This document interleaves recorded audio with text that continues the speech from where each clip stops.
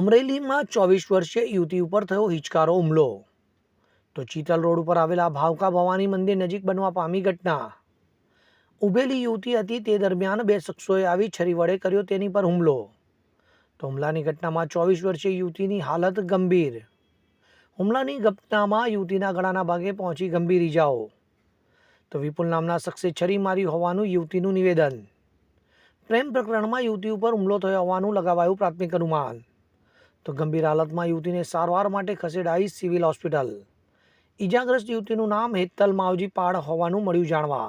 હવે જુઓ દેશ દુનિયાની તમામ ખબરો તમારી આંગળીના ટેરવે. ઉઠાવો મોબાઈલ અને ગૂગલ પ્લે સ્ટોર પરથી ડાઉનલોડ કરો અમારી CN24 ન્યૂઝ મોબાઈલ એપ.